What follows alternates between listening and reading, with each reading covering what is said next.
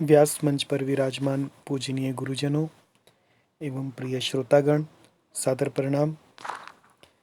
आगे की कथा में एक समय सब सहित समाजा, राज सभा रघु राजु बिराजा। सकल सुकृत मूर्ति नर नाहु, राम सुजसु सुनी अति ही उछाहु। नृप सब रहहि कृपा अभिलाखे, लोकप करहि प्रीति रुख राखे। वन तीनी काल जग माही, भूरि भाग दशरथ सम नाहि। मंगल मूल राम सुत जासु, जो कछु कहिय थोर सब तासु। राय सुभाए मुकुरु कर लीना, बदनु बिलोकी मुकुटु सम कीना। श्रवण समीप भये सित केसा, मनहु जरठ पनु अस उपदेसा। नृप जुबराजु राम कहूँ देहु, जीवन जन्म लाहु किन लेहु।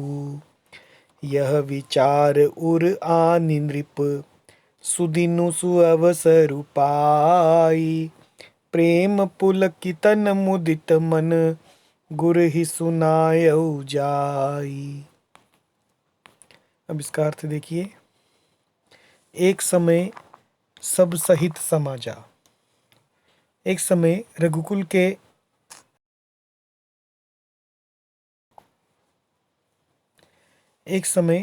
के राजा दशरथ जी सहित समाजा, अपने सारे समाज के सहित राजसभा रघुराज बिराजा। रघुराज यानी रघुकुल के राजा दशरथ जी राजसभा में विराजमान थे। सकल सुकृत मूर्ति नर नाहु। नर नाहु यानी राजा महाराज दशरथ जी सकल सुकृत मूर्ति, समस्त पुण्यों की मूर्ति हैं।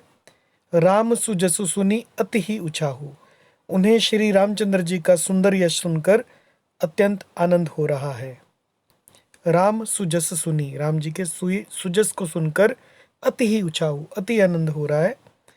नृप सब रहहि कृपा अभिलाखें। जो नृप उनके दूसरे राजा उनके पास हैं, सब रहहि कृपा अभिलाखें, सब राजा उनकी कृपा चाहते हैं।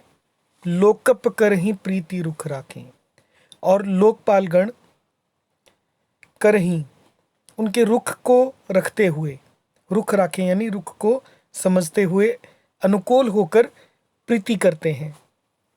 वन तीनी, यहाँ पर तीन जो है वो त्रिभुवन के लिए भी लगाए और तीन काल के लिए भी लगाए, ये विशेषण लगाए। वन मतलब तीनों भुवन, पृथ्वी आकाश और पाताल, और तीनों काल भूत भविष्य और वर्तमान, तीनों कालों में जग माही, जग में भूरि भाग, भूरि भूमि के किसी भी भाग पर दशरथ सम नाहि। तीनों कालों में दशरथ जी के समान बड़भागी कोई और नहीं है। मंगल मूल राम सुत जासु। मंगलों के मूल श्री रामचंद्र जी सुत जासु, जिनके पुत्र हैं। जो कछु कहिय थोर सब तासु। उनके लिए जो कुछ भी कहा जाए सब थोड़ा है। जो कुछ कहिए, जो भी कहा जाए, थोर सब तासु, वो थोड़ा है उनके लिए। राय सुभाए मुकुर कर लीना।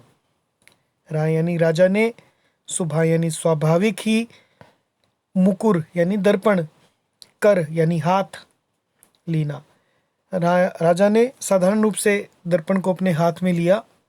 बदनु बिलोकी यानी अपना चेहरा देखकर, मुंह देखकर, मुकुटु सम कीना, मुकुट को सीधा किया, सम किया यानी सीधा किया। श्रवण समीप, श्रवण यानी कानों के पास, भय सित केसा, उन्होंने देखा कि कानों के पास सफ़ेद हो गए हैं बाल, मनहु जरठपनु अस उपदेशा। मानो जरठपनु यानी बुढ़ापा ऐसा उपदेश कर रहा है, नृप जुब राजू राम कहूँ देहु। हे नृप, हे राजन, जुबराज राम कहूँ देहु, श्री रामचंद्र जी को युवराज पद देकर जीवन जन्म लाहू किन लेहू। अपने जीवन और जन्म का लाभ क्यों नहीं लेते। जो कानों के पास सफ़ेद बाल आ गई हैं, वो मानो कि बुढ़ापा ऐसा उपदेश कर रहा है कि हे राजन, श्री रामचंद्र जी को युवराज पद देकर अपने जीवन और जन्म का लाभ क्यों नहीं लेते। यह विचार उर आनी, ये विचार उनके हृदय में आया। उर यानी हृदय।